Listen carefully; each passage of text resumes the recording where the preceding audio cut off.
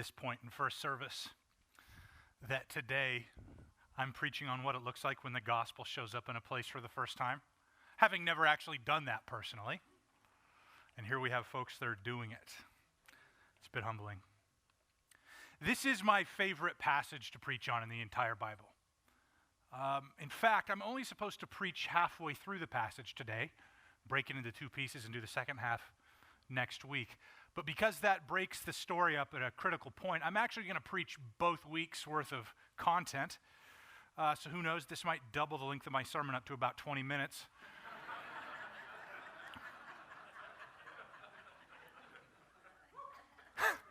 Thank you. I'm really stepping out in faith here.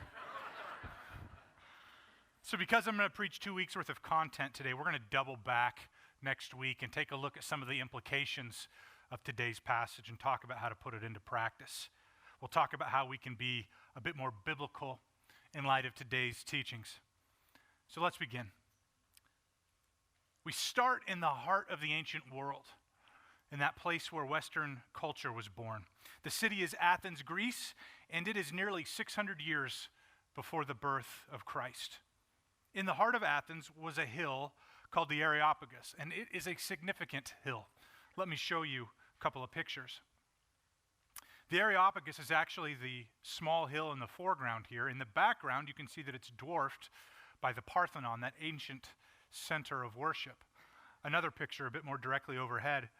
Here's the Areopagus. You can see it's pretty centrally located in Athens. This high rocky hill was where the city's governing council resided. Areopagus means hill of Ares. Ares was the Greek god of war. When the Romans took over, they would change the name of this place to Mars Hill. Ares is the Greek god of war. The Romans believed in this god as well, but they called him by the name Mars. So it is popularly known as Mars Hill still today. But 600 years before the time of Christ, when the Greeks were still running the place, Athens found itself in the midst of a great plague.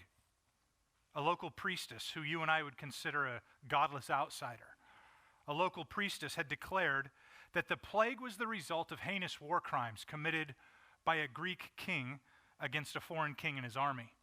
She was referring to an event from history where a Greek king, Megacles, demanded the surrender. This priestess declared that this was divine judgment, this plague over Athens, that the gods were not happy. But the priestess said that despite all their sacrifices to all their gods, there remained a God who had not been appeased. She didn't know the name of this God, but she thought she knew somebody who might. She told them to call for a man named Epimenides, who is a semi-mythical figure from history, a pagan poet and prophet who lived on the island of Crete. So based on the priestess's recommendation, the council calls for him.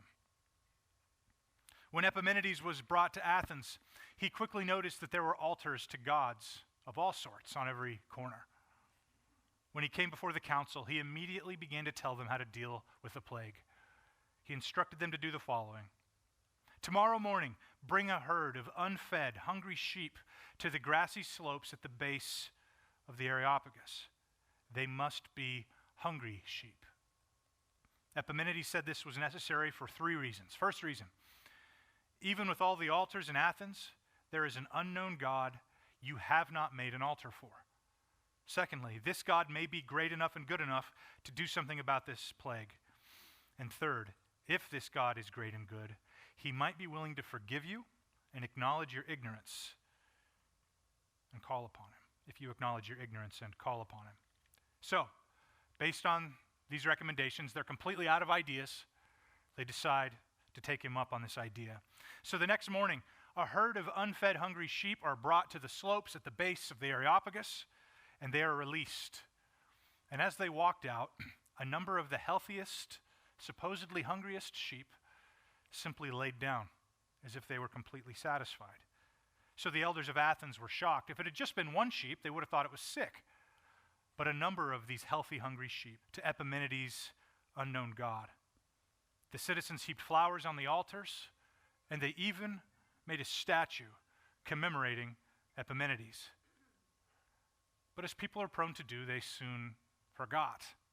They forgot about this unknown God. The altars fell into disrepair. Many were vandalized. or stolen. The grass and the bushes were allowed to grow up around all these altars, and all was forgotten. But they hired masons to polish it up, and they passed a motion across the entire city of Athens that this God would always be remembered. This remaining altar stood as a tribute to the faithfulness of the unknown God. And in the 1820s, archaeology showed this story to be true. This altar was found in the 1820s near the site of our story. And if you were an expert in ancient Greek and could read this inscription, you would see that it says, "To an unknown God." So this is 600 years before the time of Christ. Fast forward 650 years past the earthly ministry of Christ. We're midway through the first century of Christianity. Paul has traveled all over the Mediterranean world, sharing the gospel, raising up new generations of leaders and missionaries, discipling believers. He finds himself in one of the chief cities of the Roman Empire, Athens, Greece. He's there waiting for Silas and Timothy, two of his missionary companions. He's waiting for them to catch up to him. He decides to make the most of his time, so he has a look around. And this is where we pick up our text today, Acts chapter 17, verses 16 and 17. While Paul was waiting for them in Athens, he was greatly distressed to see that the city was full of idols. So he reasoned in the synagogue with both Jews and God-fearing Greeks, as well as in the marketplace day by day with those who happened to be there. Notice that it says Paul gets into the community pretty quickly here. This is why he notices these idols everywhere. He also pretty quickly goes and visits members of his own faith tradition, as he does when he visits new towns, sign of respect. He then spends time in the marketplace day by day.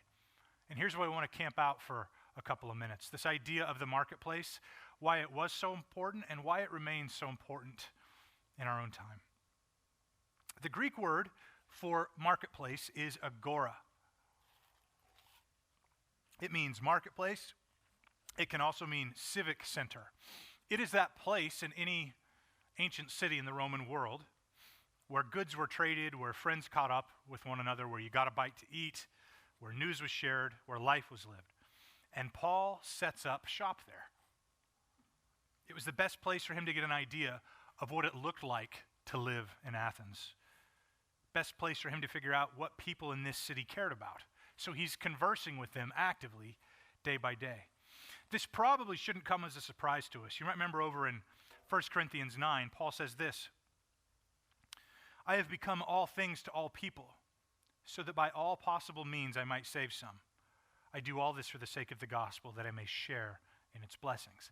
And this turns out to be what he's doing in Athens. He dedicates himself to being where the people are, to being in the agora, the marketplace. He dedicates himself to figuring out what it is they value. And he does this for the sake of the gospel. You may have noticed this word agora sounds a little bit familiar. It is where we get the word agoraphobia, the fear of public places. And while most of us don't struggle with fear of public places in a literal sense, I do think we struggle with this in one particular way. We struggle not with the literal marketplace. I think we struggle with the marketplace of ideas. This is one of the strange results of technology. It was predicted that the internet would allow people to venture out academically, intellectually, to expand their horizons, but it's actually been kind of the opposite, hasn't it? We've kind of isolated ourselves into little enclaves of like-minded thinkers. We don't so much participate in the marketplace of ideas, but we become members of echo chambers that reaffirm our notions of right and wrong, and unfortunately provide little challenge to the way we think.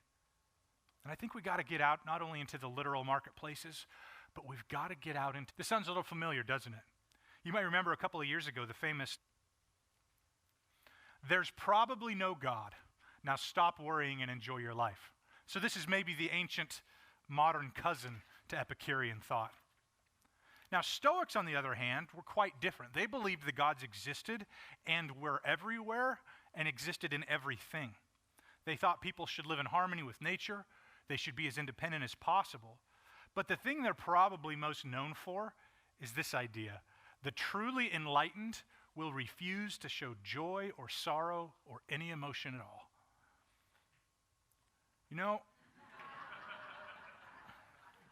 I find it funny that if you watch many films from the 20th century that depict Jesus, he ends up being a little bit like Spock. He's a bit stoic. He's impervious to life's troubles. No matter what he's going through, he just has that somber look on his face. It's even worked its way into our theology a little bit. Consider over in John chapter 11, I believe it's in, when Jesus finds out that his friend Lazarus has died, it says Jesus wept. I loved that verse when I took biblical Greek because it was only 2 words and I got to use that as one of my assigned verses. Jesus wept. But I remember several conversations, both in church and in Bible college, that immediately left the street level context of Jesus weeping over a dead friend.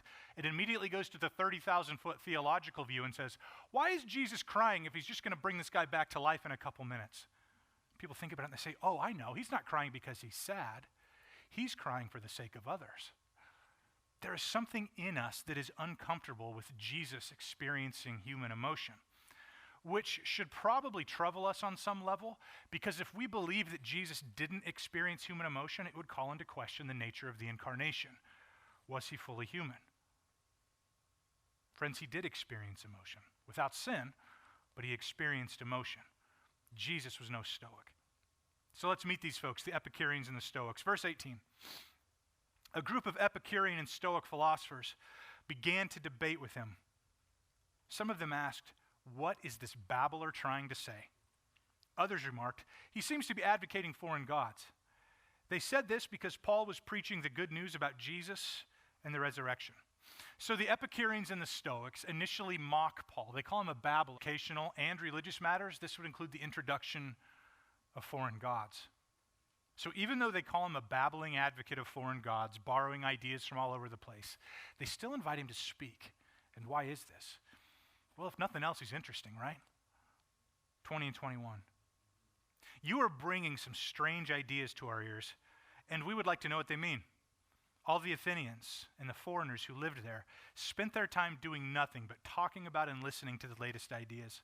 I get the feeling that these folks would have really enjoyed podcasts, just nonstop talking about information for information's sake. This is where it really begins to hit home. 22 and 23.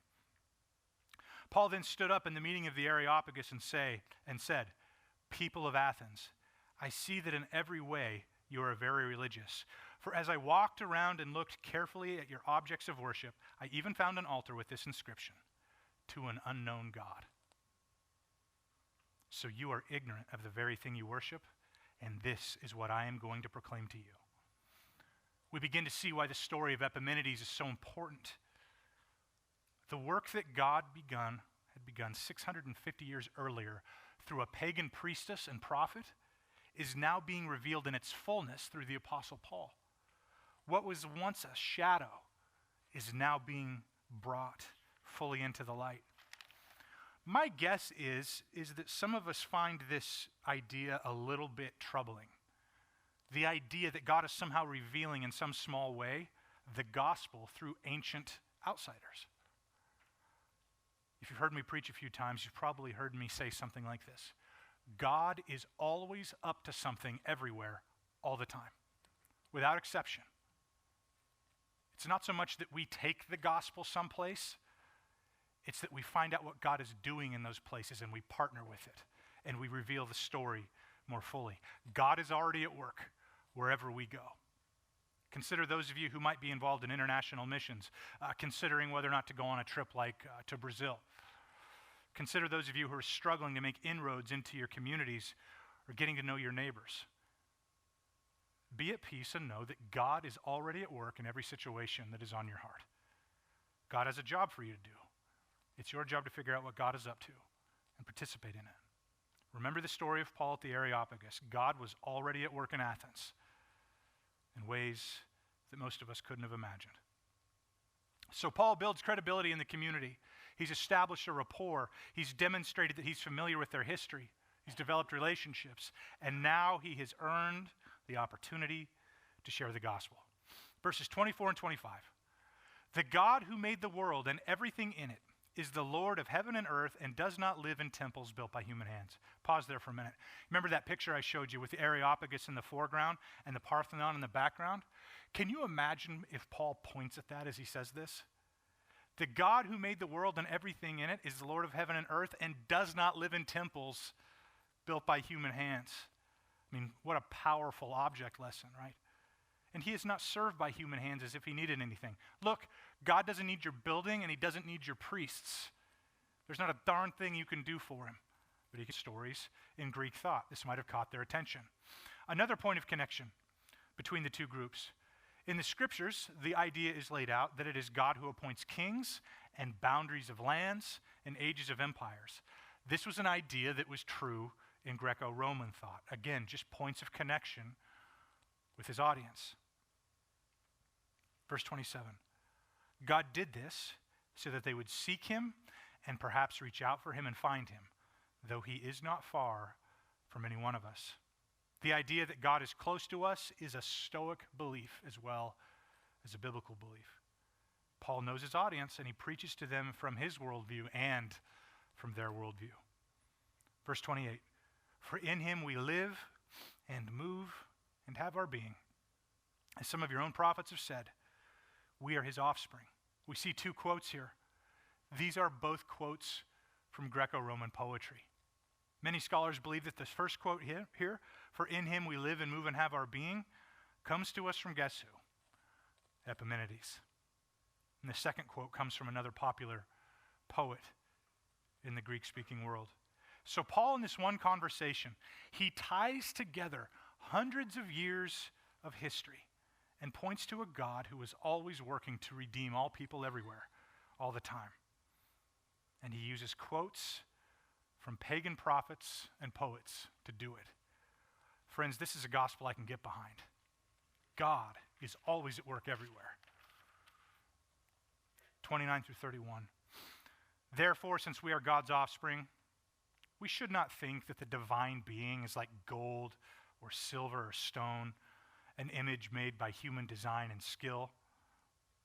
In the past, God overlooked such ignorance, but now he commands all people everywhere to repent. For he has set a day when he will judge the world with justice by the man he has appointed. He has given proof of this to everyone by raising him from the dead. Quick aside here from my notes. Statistically, it is very likely that somebody came through those doors this morning believing in some sort of God, but really not quite sure who that God is. That God remains unknown to you. I'd like for you to take a minute to hear the words of the Apostle Paul reaching from the ancient past to meet you where you are right now. In the past, God overlooked such ignorance. In the past, God overlooked the fact that you did not know who God was. But now he commands all people everywhere to repent. He commands you to turn aside from your own ways and follow his. For he has set a day when he will judge the world with justice. That's you and me. He will set a day when he will judge the world with justice by the man he has appointed, Jesus. He has given proof of this to everyone by raising him from the dead. If you came here today believing that God was unknown, might you take the risk to believe that today this God makes himself known to you? Don't leave here without dealing with that. He's given proof of this to everyone by raising him from the dead. So Paul drops this giant bombshell here, resurrection. Who'd that be a problem for? Probably the Epicureans, who believed that life was utterly over at death. So he not only engages their worldview, but he earns the right to upend it, to show them where they're off. 32 through 34. When they heard about the resurrection of the dead, some of them sneered, but others said, we want to hear you again on this subject. At that, Paul left the council. Some of the people became followers of Paul and believed. Among them was Dionysius, a member of the Areopagus, also a woman named Damaris, and a number of others. So, some people mock him, and others follow him. A member of the Areopagus decides to join the church, along with a woman named Damaris, who becomes a prominent figure in early church history. But plenty of folks walk away. Hasn't it always been that way? The gospel is always good news, but not everybody wants it, even for an apostle. So don't be discouraged if you experience similar results in your own time. So what do we learn here today in this passage? What wisdom can we gain from Paul? That when we meet people in the community we have an opportunity to participate in something that God has already been stirring in them by simply being there, by knowing our communities, by paying attention. We might just be blessed with the opportunity to introduce people to an unknown God. But first, we have got to be where life is being lived, and we have got to know the people who are living those lives. And this is what we'll talk about next week. Where is life being lived? Who's living there? What do they value and believe? We'll figure this out next week so that hopefully we can do a better job of introducing people to this unknown God. Let's pray.